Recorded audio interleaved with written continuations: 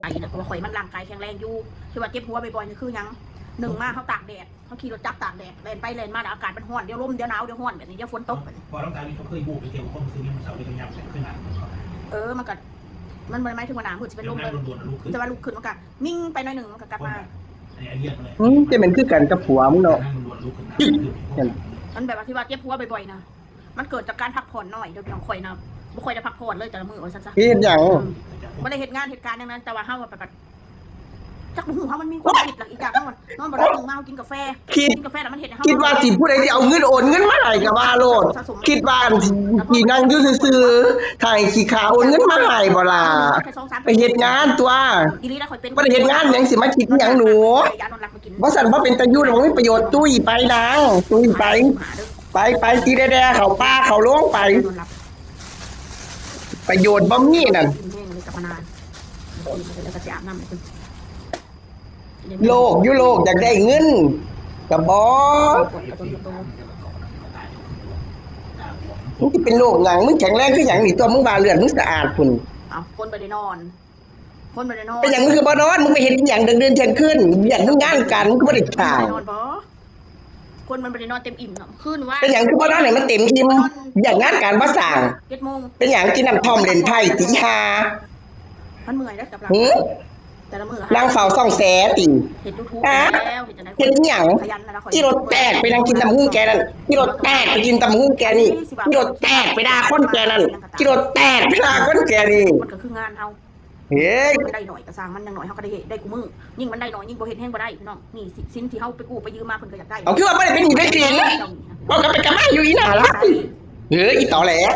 หาอะไรสิกระตุ้นใส่หนี้บ่อยากเป็นหนี้เป็นสินใครมันบ่ได้ม่วนกันมีกาแฟอยู่2เดี๋ยวสิส่งกินละตาเลยเอาให้ซื้อมาหา2ให้ตาจนเบิดแล้วให้เจอ2 2 2เบิดแล้ว2เดี๋ยวสิส่งกินตามีให้ตานั่นดอกตะ2เบิดเลยเบิ่งดูน้ำมันร้อนบ่มาพี่น้องมาไปยังเพชรกระดังไฟอู้มากินกาแฟน้ำกันแดกลงไปกาแฟกาเพกาเพแดกลงไปน้ำลายฟูมปากบูบูไม่ได้ให้ลิงโดบด้วยหน่อยจะได้ดีทำคลิปให้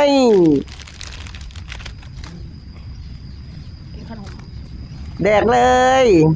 เป็นมั้ยขนมได้ขนมนะมันกินเบิดแต่ว่าเลือกไปยองกินดีพ่อ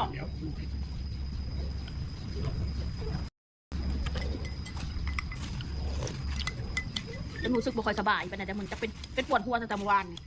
ปวดหัวไม่ได้ไม่สบายไม่ได้เพราะว่าเลือดเธอสะอาดจ้า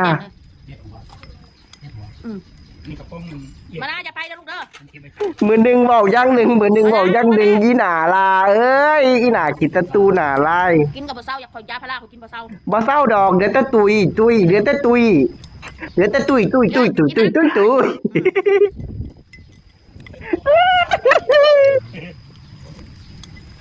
เจ็บหัวเจ็บไมเกรน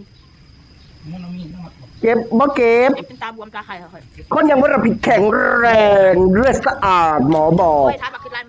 มันก็ไม่ได้คิดยังหรอกเกลียดอย่าว่าไม่ได้คิดยังหลายเครียดก็เอาจริงๆนะไปพากันไปรักษาโรงพยาบาลศรีธัญญาก่อนไปบ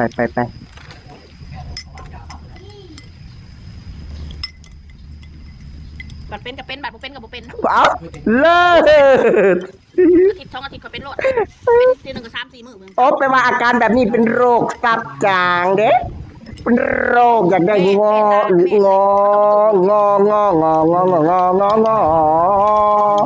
มันบ่มันคือเขาลุกขึ้นเขานั่งอยู่ซื้อลุกขึ้นยังแห้งๆนั่นมืดตึ๊บเลยมึงเกือบล้มตึ้งเนาะมึงยึดสักพักนึงจางๆออกมาจังเห็นหุ่งได้มึงเกือบไปบ่ได้เนาะนี่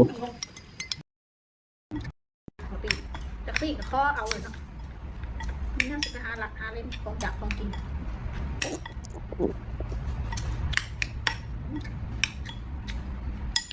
แซ่บกับฟ้าวแดกนี่ปอบ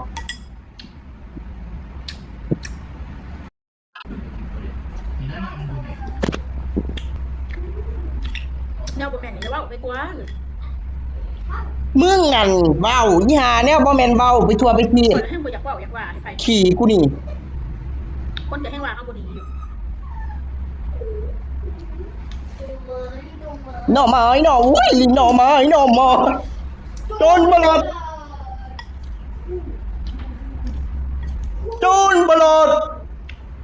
กินหมากไหมคะ ใครถูกกินหมักเมือง